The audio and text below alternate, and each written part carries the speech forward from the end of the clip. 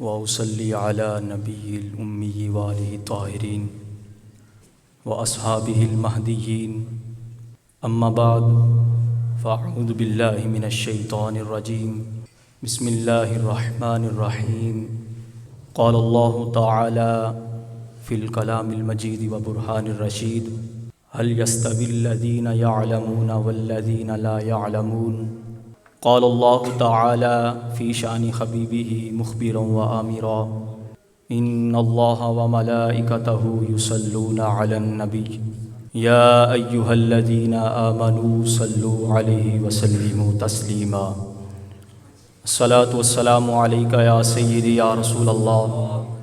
وعلى آلك وأصحابك يا حبيب الله الصلاة والسلام عليك يا سيدي يا رحمة للعالمين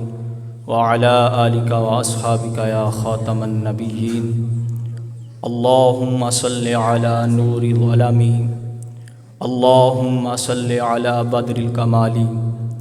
اللهم صل على مفتاح دار السلام اللهم صل على شفیع جمیع الانام بعد از حمد بدرگاہ مجیب الدعوات خالق کائنات جل وعلا و درود و حضور سرور کائنات فخر موجودات نور مجسم شفیع معظم رحمت دو عالم صلی اللہ علیہ وآلہ وسلم کی عظیم اور بلند بارگاہ میں ہدیہ عقیدت پیش کرنے کے بعد میرے انتہائی واجب الاحترام اساتذہ اکرام اور میرے ہم مشن ہم مکتب ساتھیوں السلام علیکم ورحمۃ اللہ وبرکاتہ۔ مجھے علم ہے کہ وقت جو ہے وہ کافی بیت چکا ہے اور مجھے جو موضوع دیا گیا ہے وہ موضوع بھی اس بات کی اجازت نہیں دیتا کہ چند باتوں کے بعد کوئی بات کی جائے۔ موضوع یہ ہے کہ استاد کا ادب و احترام۔ دیکھیں، میں اس مرحلے سے اور آج جو بزم سجائی گئی ہے بزم شیخ الاسلام کے نام سے، اور یہ مرحلہ یقیناً ہمارے دلوں میں ہے کہ یہ الوداعی بزم ہے اور آخری بزم ہے، اور چونکہ اس مرحلے سے میں پہلے گزرا اور بعد میں ان باتوں کا علم ہوتا ہے اور بندے کو سمجھ آتی ہے کہ یہ بزم نہیں تھی بلکہ بہت بڑا سبق تھا جو ہم نے اتنے سال گزارے، جتنا بھی دورانیہ بنتا ہے، ہم نے کیا کھویا ہے کیا پایا ہے یہ ہمیں معلوم ہوتا ہے۔ عزیزان گرامی القدر، دیکھیں کہ ملک کو مالک کی اور پھولوں کو مہک کی، اور جس طرح چاند کو دمک کی اور زندگی کو آکسیجن کی ضرورت ہوتی ہے، اس طرح معاشرے کو استاد کی ضرورت ہوتی ہے۔ انسان اس وقت ہی اپنی ساری منازل کو اچھے طریقے کے ساتھ طے کر سکتا ہے جس طرح اپنے اساتذہ کا دل و جان سے ان سے محبت کرتا ہے، ان سے پیار کرتا ہے۔ اگر انسان سے ہم کامیابی کا راز پوچھتے ہیں تو یقیناً ہمیں وہ 2 حرفوں میں اپنا جواب دے سکتا ہے۔ پوچھیں کہ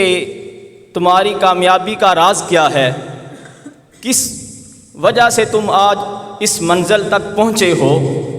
تو یقیناً وہ یہ بات کہتا ہے کہ مجھے آج یہ جو منزل ملی ہے وہ استادوں کی جو ان کی محبت ہے اور مجھ پر ان کی جو دعائیں ہیں،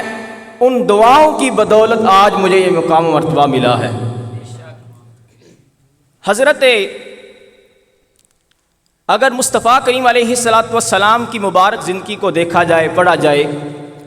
تو آپ کے صحابہ اکرام رضوان اللہ تعالی علیہم اجمعین، انہوں نے یہ مبارک حضور علیہ السلام سے تعلیم حاصل کی،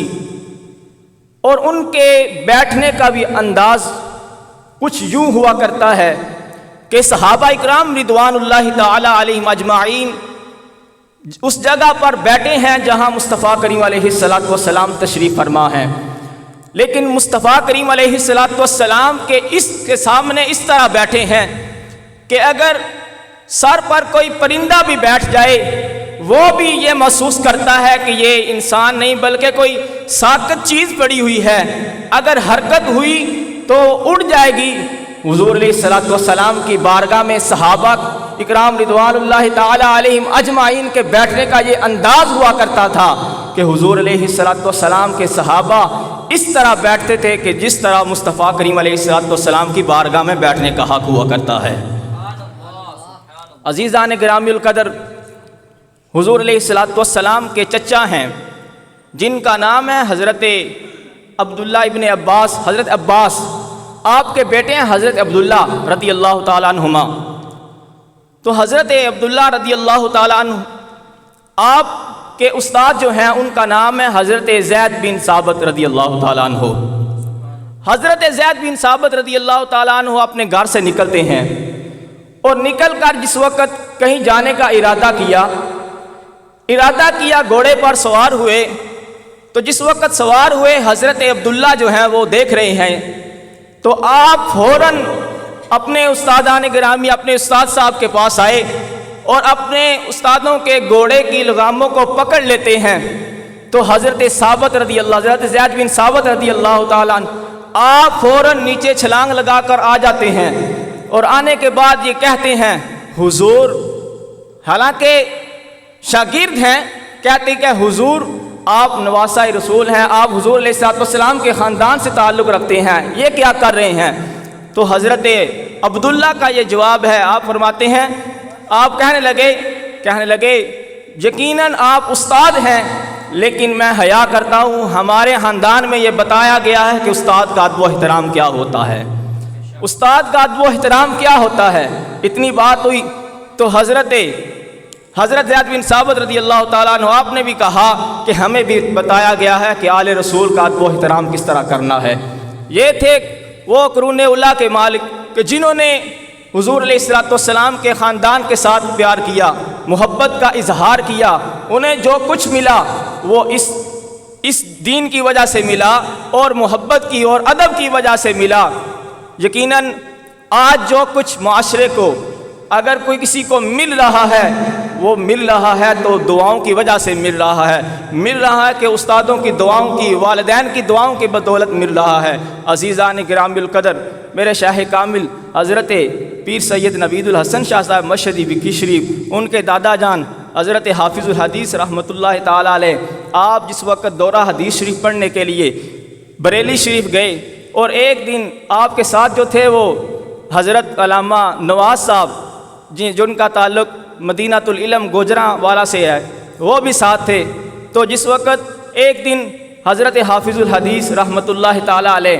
آپ پریشان ہیں، پریشانی کے آثار چہرے پر ہیں، جس وقت پریشانی کے آثار ہیں حضرت مولانا نواز صاحب آپ یہ عرض کرنے لگے کہ حضور کیا وجہ ہے، آج پریشانی کے آثار نظر آ رہے ہیں، اس کی وجہ کیا ہے؟ تو جس وقت یہ وجہ پوچھی گئی تو آپ کا یہ جملے تھے کہ ہم اتنا دور دراز سے سفر کر کے یہاں پہنچے ہیں بریلی شریف میں، پتہ نہیں ہمارا پڑھنا